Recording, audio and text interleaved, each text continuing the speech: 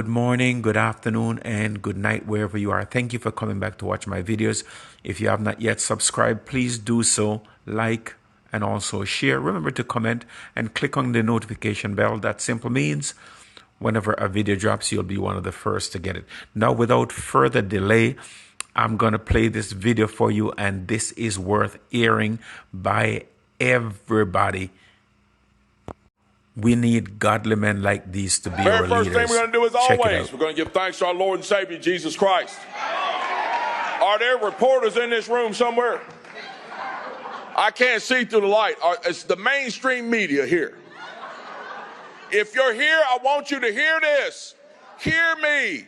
I don't care what you say about me. I don't care what you do in your newsroom. I don't care about your plans and your schemes to bring this nation down with your Democratic friends. Why? Because Jesus Christ is still on the throne.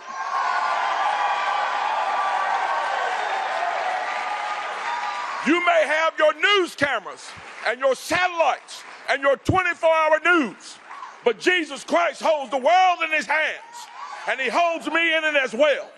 And what he has for me, you cannot keep from coming true. It may not be the governor's mansion. It may not be any political seat, but you will not stop Jesus Christ's will in my life.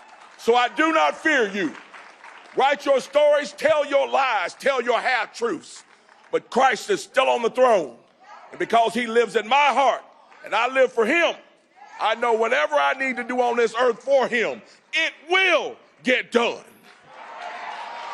So we give him thanks first and foremost. Guys, all these other guys that come out here and talk to you about the issues, we know the issues. The wide open border, crime on the street, fentanyl killing our children, pornography in our schools. We know about the issues, the failing economy, the precarious place the United States finds itself in on the world stage with its enemies. The horrible, absolutely dreadful administration that is currently leading our nation right now. It is mind-numbing to think that the most energetic, the greatest nation on earth, people seek to come to for that vaunted thing that we have, the freedom and energy and intelligence that we have in this country. And all 350 million people are being led by somebody who just barely knows that they're here on earth.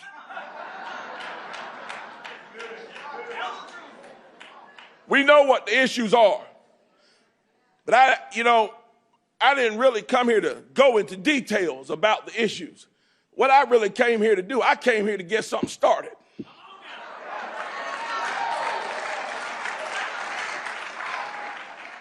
See, because we got a problem in this country. We got a bunch of clapper-trap people that sit behind news media desks and want to talk about fake trials for President Trump. Turn the television on, they're talking about first one actor and then another actor. Talking about all manners of foolishness. Talking about MAGA Republicans being the most dangerous people on earth. I don't know, I didn't see any MAGA Republicans on 9/11 blowing up buildings and airplanes.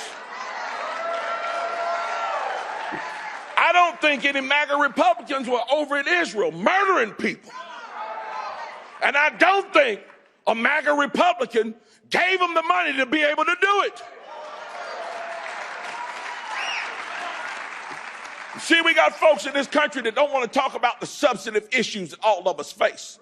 The things that we just talked about, that wide open border, the precarious place we find ourselves with safety and security in the world, on the world stage. They don't want to talk about your pocketbook. They don't want to talk about the fact that your children are in schools where we spend millions upon millions upon millions of dollars for those schools, and the children can't read on the grade level. They don't want to talk about that. They don't want to talk about the fact that every single solitary policy that they propose and then pass yields horrible results. They don't want to talk about it. Why? Because it proves an essential truth. It proves an essential truth. What is that truth? The simple truth of the matter is this. They call us the right. We sit on the right. And we not only get called the right and call ourselves the right and sit on the right, we are right.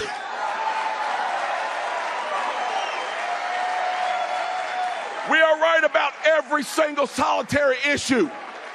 When we say, shut that border down and deport those who are dangerous to our country, we are right. When we say, children should not be sexualized, we are right. And this nation knows it.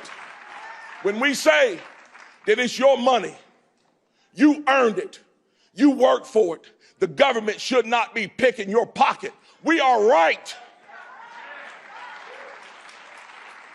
See, we are right. Too many of us are ashamed to be right, though. Some of us, we go to work and folks start talking about politics and start standing up saying, I think Joe Biden's doing a wonderful job. And he's a nice man, because that President Trump is just mean. I just don't like the things that he says. He's just mean and arrogant, and he's a bully. If I hear that one more time, I am going to go crazy. This man is fighting. Let's list the people he's fighting. He's fighting almost the entire news media. He's fighting all the Democrats. He's fighting all the communists. He's fighting all the socialists. He's fighting all of our enemies across the ocean. And sadly, he's fighting half the Republicans. How is this man a bully? How is he a bully? You see, we hear that at work sometimes, some of us, and we're a little shy about stepping up, standing up, saying anything. People look at us and say, why are you a Republican? We say, well, you know, my mom voted Republican. I like Ronald Reagan. I think he did a great job, and I like Reagan. And so that's why I'm a Republican. We shy away from the truth. We don't want to look at that person and say, you know, well, wasn't it the Republican Party that was formed to stand up for the republic? Not the democracy like you see played on the news every day. You see, them folks want a democracy. They want the mob to rule. They don't want this republic. And they don't want Republicans standing up for the republic. You're going to tell them that, yeah, wasn't it? Well, they say, well, the Republican Party is the party of old white men.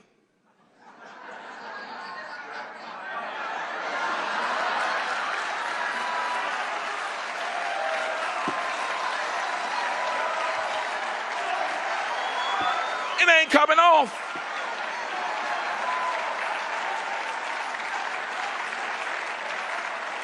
And while we're on that subject, wasn't it the Republican Party that fought a war to free the slaves? How many Jim Crow laws were passed by Republicans? Wasn't it the Republicans who ended Jim Crow? Then you can take it even further and say, so you're a Democrat. Why are you a Democrat? You know, the Democrats were the ones that were in favor of slavery. They were the ones in favor of the Confederacy. They were the ones that created Jim Crow. They are the ones that made the laws, and they are the ones that fought like hell to keep them until they found out a different way to enslave people. Instead of giving them welfare, instead of giving them slave shacks and shackles, they decided they were going to give them welfare checks and the ghetto. You see, there are truths that nobody wants to talk about. Not the news media, not the college professors. I'm getting excited up here, guys. Not the college professors. Nobody wants the front row. Y'all better watch out, bro. Woo! Spitting fire up here today. Y'all better watch out. Nobody wants to talk about it, but I'm going to talk about it. I'm going to talk about it, and you should too. You should run and go tell the good news of why you're a Republican. You can take it all the way back to 1860 and bring it all the way up right now to 2020. You look at the states that are run by Republicans. Look at what Sarah Huckabee Sanders is doing in Arkansas. Look at what Glenn Youngkin is doing in Virginia. Look at what Ron DeSantis is doing in Florida and Greg Abbott is doing in Texas. Look at what the Republican legislature in North Carolina is doing and has done since 2010. And while we're on that subject, think about what North Carolina will do when Mark Robinson is the Republican governor.